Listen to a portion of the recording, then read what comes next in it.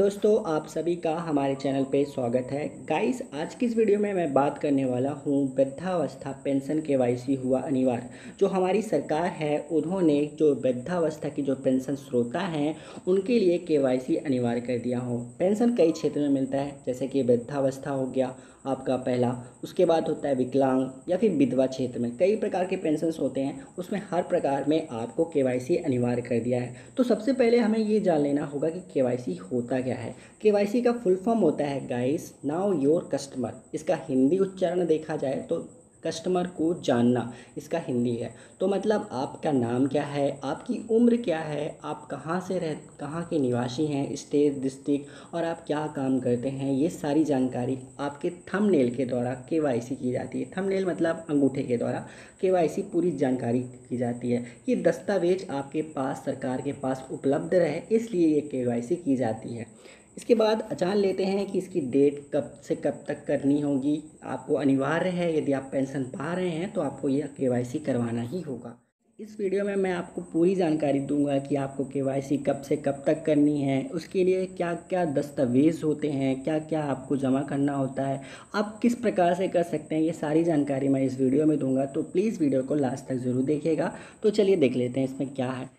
तो जैसे कि फ्रेंड, हम सब जानते हैं कि सरकार द्वारा नागरिकों को कई प्रकार की पेंशन दी जाती है, जैसे विधवा पेंशन, विकलांग पेंशन और वृद्धा पेंशन। ये सारी पेंशन्स दी जाती हैं सरकार द्वारा। जारी की गई आदेश के अनुसार आपको विकलांग पेंशन, अन्य किसी भी प्रकार की जो पेंशन प्राप्त करते हैं किसी भी क्षेत्र में हो, चाहे वो लाभार्थियों के लिए सभी पेंशनों को केवाईसी अनिवार्य कर दिया गया है। अगर लाभार्थी अपना केवाईसी नहीं करते हैं तो उनकी आगामी किस्तों पे लाभ नहीं मिलेगा।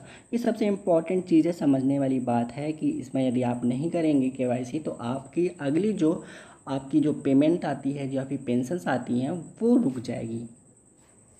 इसके बाद देख लेते हैं आगे क्या लिखा है। तो जैसे कि देख सकते हैं, अब सभी लाभार्थियों को वृद्धा पेंशन जैसे अन्य किसी भी तरह की पेंशन का लाभ प्राप्त करने के लिए केवाईसी, जिसका मतलब मैंने आपको बता ही दिया था, नाउ योर कस्टमर, करना अनिवार्य कर दिया गया है। ठीक है, अन्यथा लाभार्थी लाभ से वंचित रहेंगे। इसके लिए लाभार्थियों को अपना आधार नंबर वेरीफाई करना होगा और लाभार्थी अपने मोबाइल नंबर या लैपटॉप के द्वारा केवाईसी स्वयं भी कर सकते हैं। अगर आपको थोड़ी बहुत मोबाइल की नॉलेज है तो आप इसे स्वयं भी कर सकते हैं, और यदि आपसे नहीं आ रहा है तो इसके लिए भी यहाँ पे प्रावधान है। इसके अलावा लाभार्थी अपने नज़दीकी जन सेवा केंद्र में जाकर भी वृद्धा पेंशन का केवाईसी करवा सकते हैं। अगर आपसे यदि नहीं बन रहा है केवाईसी करते तो आप जन सेवा केंद्र में भी जाके आसानी से केवाईसी कर सकते हैं। इसके आगे नीचे क्या लिखा है, आइए इसे भी देख लेते हैं। इसके अलावा सभी पेंशन धारकों को अपना केवाईसी अप्रैल माह के पूर्व करा लेना होगा। गाइस, ये सारी बहुत इंपॉर्टेंट न्यूज़ है। आपको ये सारी केवाईसी जो है अप्रैल माह के अंदर ही करा लेना है, क्योंकि इसके बाद आप विलंब करेंगे तो आपका लेट आएगा। ऐसा नहीं है कि बाद में भी नहीं होगा पर आपको विलंब होता जाएगा और आपकी पेंशन रुकती जाएगी, तो आपके बाद में दिक्कत जाएगी।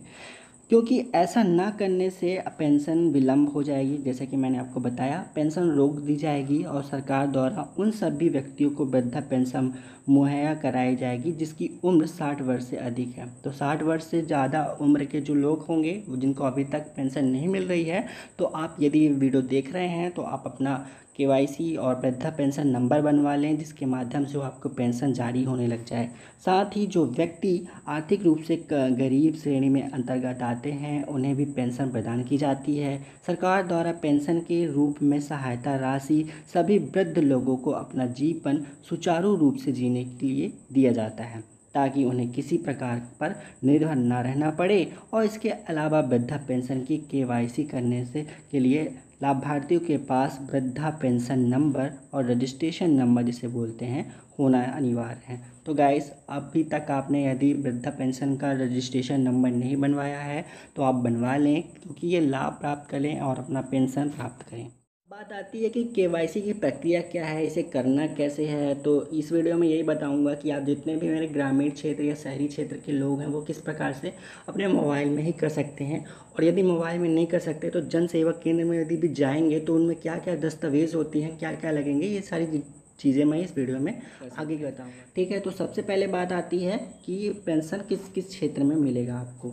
ठीक है। तो आपकी विधवा में और विकलांग में और जो आपके विधवा पेंशन है उसमें भी मिलेगा। लाभ लेने के लिए अपनी केवाईसी अनिवार्य है ताकि लाभार्थियों को पेंशन का लाभ मिले। केवाईसी करने से पहले लाभार्थी के पास रजिस्टर्ड मोबाइल नंबर होना चाहिए और अपना ओल्ड एज पेंशन का रजिस्ट्रेशन आईडी होना चाहिए। तो ये चीज़ होनी अनिवार्यता है। उसके बाद आगे क्या है, ओल्ड एज पेंशन केवाईसी करने के लिए आपको कौन सी वेबसाइट में जाना होगा, ये SSPY और ये गवर्नमेंट इन माध्यम से इसमें केवाईसी करेंगे।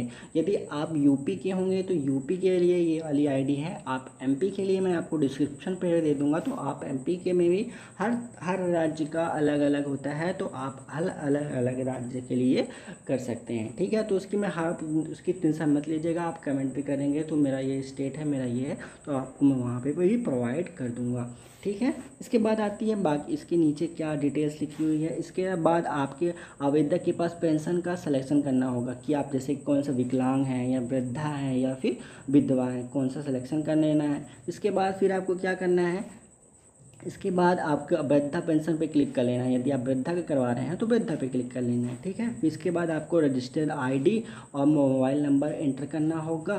फिर OTP प्राप्त होगा, एंटर कर दीजिए। जो OTP आपके मोबाइल पे आएगा उसे एंटर कर दीजिएगा। उसके बाद आपको लॉगिन कर लेना है। फिर इसके बाद अपने क्या करना है, आवेदक अपना आधार नंबर डालकर KYC कर लेगा, वेरीफाई कर लेगा। ठीक है, फिर वेरीफाई करने के बाद उसको वेरिफिकेशन के बाद KYC पूरी हो जाएगी। बस इतना ही तो है KYC आपका।